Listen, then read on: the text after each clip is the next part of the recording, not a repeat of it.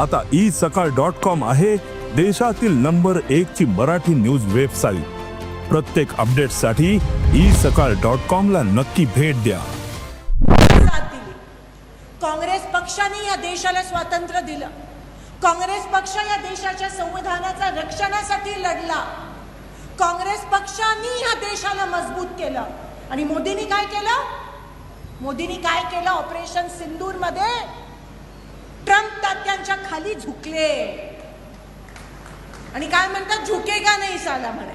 आओ तुम्ही ट्रम्प तात्यांच्या समोर झुकलात। ज्या दिवशी तुम्ही ट्रम्पच्या समोर झुकलात त्या दिवशी तुम्ही माझ्या देशाला कमजोर केलं। कोण जबाबदार आहे यासाठी मला सांगा।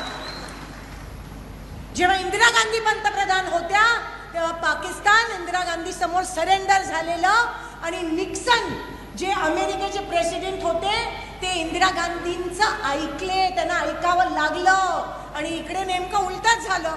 इकडे मोठे मोठे बाण सोडतात आणि तिकडे नतमस्तक असे होतात। मी हे का सांगते तुमच्या समोर?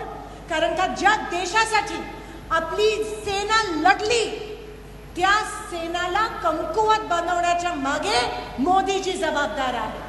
कारण का ज्या दिवशी तुम्ही पाकिस्तान समोर आणि अमेरिकेत झुकलात तेव्हा आपल्या सेनेचा त्याग जो आहे तो तुम्ही नाकारलात।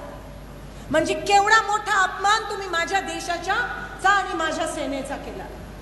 आणि त्याचं पण प्रोपगंडा करत होते, सिंदूर ठिकठिकाणी वाटत होते। तेव्हा आपल्या महिला भगिनींनी म्हणाला आम्हाला नकोय हा फार्स।